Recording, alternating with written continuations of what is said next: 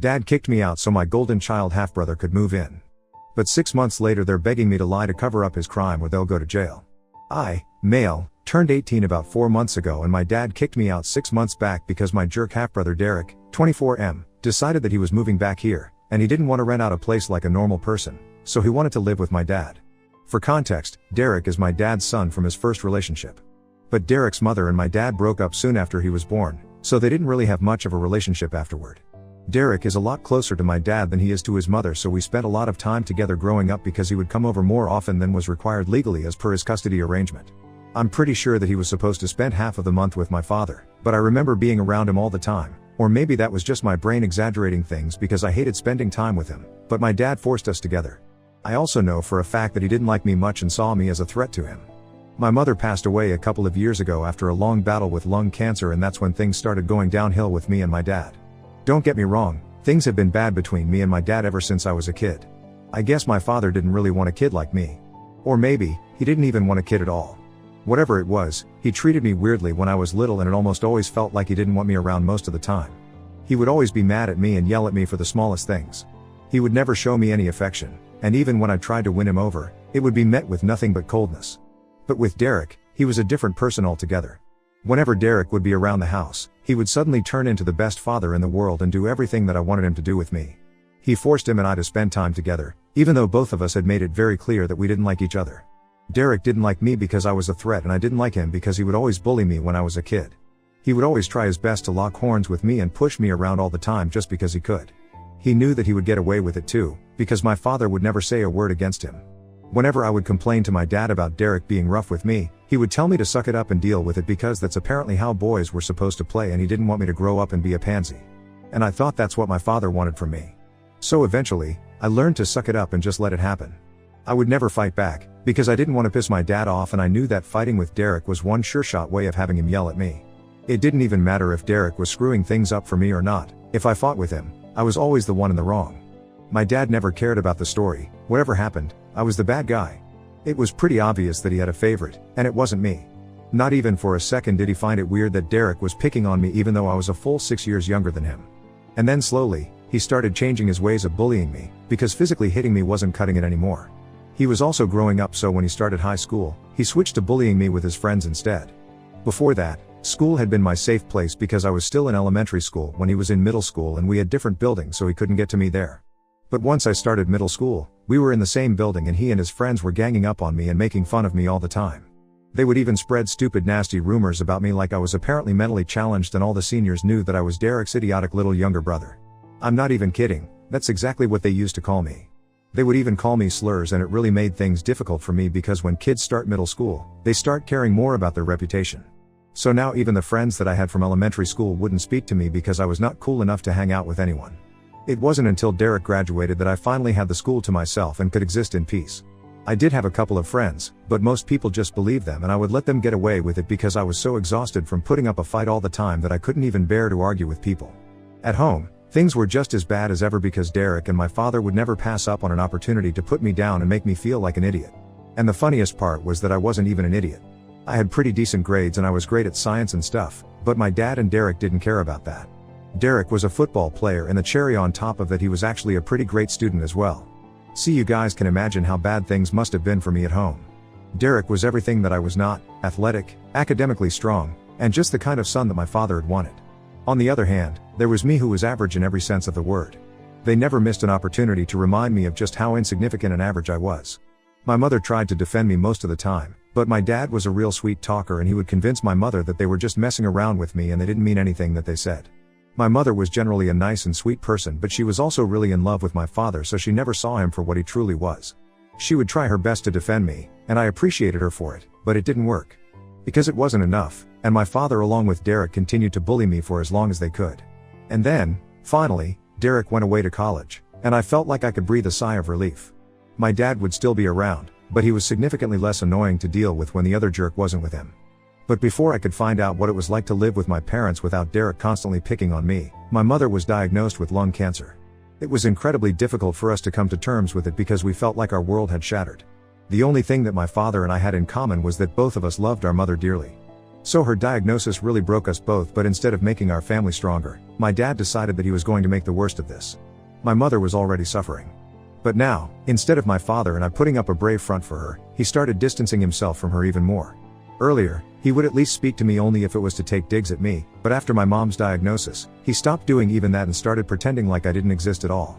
I can cut him some slack for that, because both of us were suffering, and he just chose to deal with the suffering in a different way. I would have preferred if my mom's predicament brought us closer together somehow, but clearly, that was not meant to be. And even if it was meant to be, my dad was the kind of person who would make sure that it didn't happen, because, for some reason, he just hated me and couldn't bear the thought of me being happy. With time, my mom's condition only got worse, and my dad's temper also started taking a toll on me. Because he would either not speak to me at all and ignore me completely, or he would be absolutely nasty to me, and there were several occasions where he almost made me cry because of how rude he was being. I tried my best to keep the peace of the family by not responding to my father because I knew that it would just give him more of a reason to berate me and pick on me. For the years that my mother was sick, whenever Derek would come back home from college, he would lay off of me, and I appreciated that. He would not be nice to me, but he would at least be human, and that's more than what I could ask for. Things were bad when my mother was still around, but after she passed away, I went from the frying pan into the fire. For the first couple of months, after my mother's passing, things were really quiet around the house. And by that, I mean that I would do all the work while my dad was just unresponsive. He would function, he would go to work, come back, and have dinner and stuff, but nothing else. I was kind of concerned for him, and I contacted my grandparents several times to tell them that I thought my father was probably depressed, but they didn't take me seriously. They either didn't care enough about their son to check up on him after the funeral, or they just didn't like me, just like my father, and didn't want to do as I said. But after a few months had passed, my father started coming to his normal self. Unfortunately, that also included binge drinking and making me feel like crap about myself yet again. He would constantly order me to do stuff around the house, and it was really tiring because not only was I going to school, but I was also doing all the work around the house which my mother used to do earlier. Even when she was sick, my dad and I would manage to get all the work done, but after her passing, all that responsibility came to me. I couldn't even protest because if I did, my father would tell me that I wasn't bringing home any money, so this is the least that I could do to live here. It was really insulting, but I had nowhere else to go, so I just had to suck it up and deal with it for the longest time. The only thing that I was looking forward to was going to college, because that would mean that I would finally be rid of my father and I wouldn't have to come back home. Anyway, I didn't even consider this place home anymore, because once my mom was gone, it stopped being home for me. Now I could have moved out and started living with my mom's parents after her, but they live really far away and I still had a year of school left, so that was not an option for me. But then a couple of months ago, when my father found out that his golden child would be coming back home, he kicked me out anyway, and I ended up moving to live with my grandparents. Derek had moved out for college a couple of years ago, but he hadn't returned to live here after that. After he had graduated, he got a job there and decided to stay because his girlfriend wanted to stay there and make a life for themselves away from home. So Derek decided to stay there with her and would only come back for the holidays occasionally. About 2 years ago, he got married to his girlfriend because she was pregnant. They had just graduated when they found out, and it seemed like pretty perfect timing, so they decided to get heat. I was invited to the wedding surprisingly, and just for that. One day, he did not terrorize me. My mother was also present there, in spite of her condition. Because even though he didn't like it, everybody liked my mom. And he wasn't particularly close to his own mother since she was kind of a bad mom. And I'm saying this because she was the kind of mother who just didn't care about their kid or having a relationship with their child. The woman was already in her 4th marriage by the time Derek got married, and it honestly appeared to me that her goal in life was to be rich. She worked and earned her own money, no doubt. But that was at the cost of her relationship with her son. I guess that explains why Derek was so attached to our father. He pretty much only had one parent who cared about him, and of course, he didn't want to share that parent with me. Anyway, Dad got married, and soon after, he had a kid as well. They have been living happily there for the past 2 years, but I don't know why. For some reason, 6 months ago, they decided to move back. My dad just informed me about it, like, 2 weeks before Derek was supposed to come home. He was really smug about it as well, and he sat me down one day and told me that I needed to find a place to live because Derek would be coming back home and I had to give up my room. We had 3 bedrooms, so I asked him why they couldn't just use the guest room. So he told me that Derek and his wife were going to live in the guest room and they were going to use my room as the nursery. It was apparently imperative that I leave the house because I was already enough since I was going to be an adult in just a few months. I thought it was really unnecessary and selfish of my father to demand that I leave the house altogether. Just because he wanted to move back here with his family. I tried to fight with my father, but there was no talking to him because he had already made up his mind. He told me that I had 2 weeks to clear out, and after that, if I didn't leave, then he would call the cops on me. Now, I am aware that there must have been some legal way to fight this and prevent it from happening, but at the time, it didn't occur to me and I was really panic-stricken because I didn't trust my father and I knew that he was fully capable of kicking me out without notice. So I started rushing to find a place for myself, but eventually, I settled on moving in with my grandparents. I had avoided doing that so far because they lived so far away and I still had to go to school, but at the time, I just didn't have any other options and there were just a couple of weeks of high school left at that point anyway, so I was willing to take that risk. Within days, I had moved out because I didn't want to be there when Derek came back home with his wife and child. My father didn't seem to care when I moved out and didn't even say goodbye to me the day that I had packed up and I was leaving with the movers. My grandparents had come all the way to pick me up in their truck and they had half a mind to tear into my father, but I told them not to do it because it just wasn't worth the drama. 6 months have passed since that day and I have been living with my grandparents. I haven't been in touch with my father ever since he kicked me out and I didn't plan on getting back in touch with him either. I was supposed to start college in a couple of weeks and that was already going to be taken care of. I had literally no incentive to speak to my dad or Derek ever again, but unfortunately, they were the ones who had to reach out to me because something had happened and they now needed me to bail them out. They visited me a couple of days ago and I was quite surprised because I hadn't been expecting them to reach out to me at any point. But my grandparents still let them in, and I decided to have a conversation with them because they seemed pretty desperate.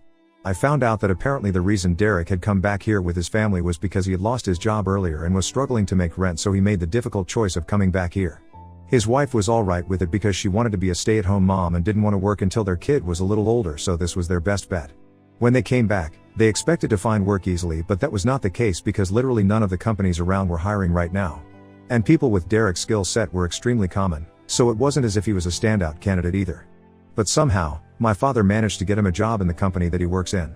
Neither of them was happy about it because it paid a little less than what Derek used to make before, but that was all they had, so they had to make the best of their situation. But as it turns out, Derek had been stealing from the company for a couple of months now, and it had finally come to light a few weeks ago. And now my father and Derek are both in trouble because their employers think that they were in cahoots and threatening to file a lawsuit against them if they don't return the money soon enough. The only reason that they haven't been sued yet is because it's a family business and the CEO of the company used to be a great friend of my mom's. It's only out of respect for her that he hasn't filed a lawsuit against them yet for embezzlement, but he's not going to hold out for longer, and my father and Derek wanted me to help them out. They wanted me to claim that they needed the money for my college fund, which is why they had been stealing, and it was not for their own personal gain. My father believed that this would make him take it easy on us and buy them some time to return the money. They would still get fired, but at least they wouldn't end up going to prison because of this. They were counting on me to help them out and paint the perfect picture of being a poor little victim. I couldn't believe that they had the audacity to ask something like this of me after the way they had treated me their entire life. I said no almost instantly without even considering it because it was a crazy idea and I was pretty sure that it was not going to work. Their plan was simply ridiculous and I didn't want to be a part of it. When I told them that I didn't want to be a part of their plan, they started getting really agitated and told me that I had to help them out because there was a very real chance that they might end up going to jail and I couldn't let some petty grudge from years ago ruin their lives. So I told them that it wasn't a petty grudge, and it certainly wasn't from years ago. My father had only recently kicked me out and I hadn't even been a year since then, so I would say that it was pretty recent.